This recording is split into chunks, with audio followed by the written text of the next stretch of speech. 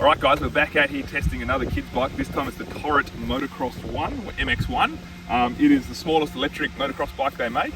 And apparently it's for a range of 4 to 7 year olds. So we've collected a group of testers here kind of in that range. We've got Jackson who's 3, we've got Blair who's 5, we've got Henley who's 8, 7, and then we've got Skylar who's 9, I believe.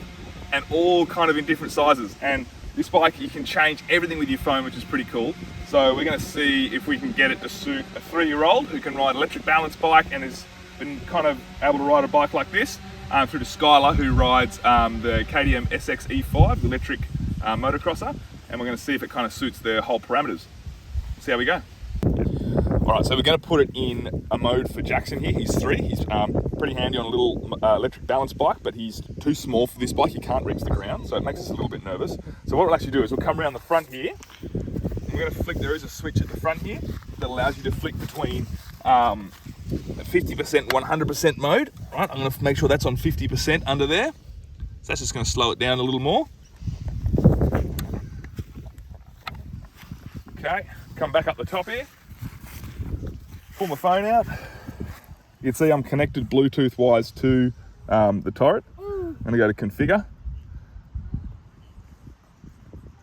And Jackson can probably ride it on the full at 50% mode, which is pretty docile compared to how it is when it's in 100% mode. So I simply do that, hit confirm parameters, hit tick, it clicks like it just did then, successfully sent. Now just make sure, yep, that sounds about right. It's not going to go too fast and I didn't stuff it somehow. Now Jax, you want to hop on?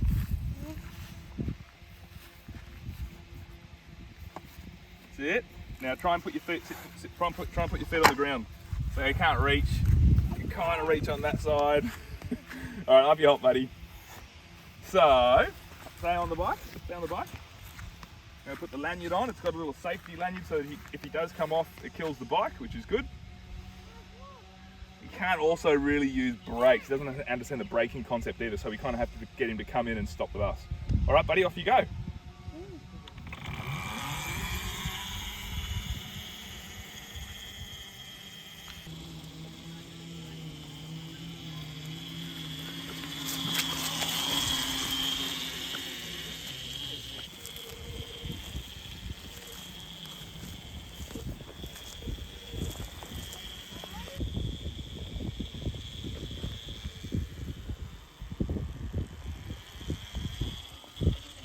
Okay, buddy, I want you to come in and stop. Stop. Good stuff, buddy. All right, hop off the bike. Nice one. Take the lanyard off. All right, now we're going to hook it up so Skylar can ride it. Skylar, come on over. Hop on the bike. Look out, Jaxie. Take a step back. Okay, now I'm going to change a few things. So I'm going to go back under here. I'm going to flick it back to 100%. The power difference we've noticed is massive. Wouldn't have thought just that 50% makes a difference. Now wait a minute. Now I'm going to pull my phone out. Okay, Skylar, we haven't actually put this in the fully fledged mode. So you ride your other bike pretty confidently, and I'm pretty sure that's faster than this one. So I hope it's not too dodgy. But we're just going to go full power mode straight away. You okay with that? Yeah. All right, Skylar. So same as your other electric bike, only you don't have a foot brake. So you got a brake here and a brake there. Yeah. Okay. Now this is full mode from where Jax just hopped off it in 3-year-old mode. Anyway, so see how you go.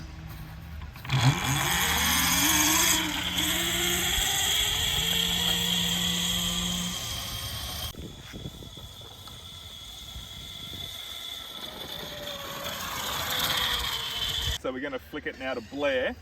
She's going to run the same power mode that Jax had on, which was actually 100%, but like as soft as you can go, lower than the low mode, which is the pre-programmed mode in the app, on the 100% mode. So we're going to start with Blair on that. Blair, do you want to hop on?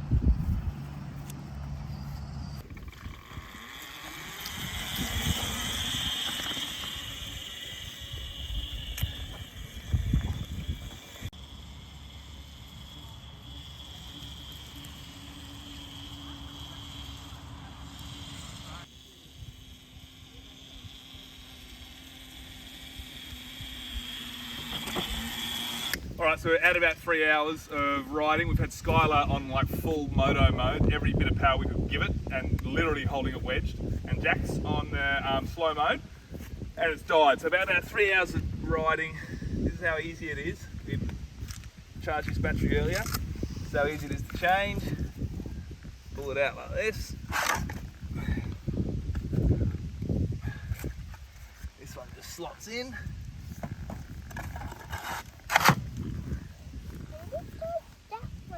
Yeah, we'll charge that one. That's all right, mate. That's it. New battery in there. We can go back and charge this one. I think it'll take a couple of hours. And he's able to ride again. You want to hop on, buddy? Yeah. On you get.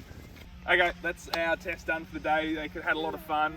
In terms of Jack's getting his feet on the ground, he was a little bit scared when he got on the motocross track because there's lots of bumps and there's jumps, and he didn't really like it. In an open paddock, he was totally fine. It was kind of hard to stop him.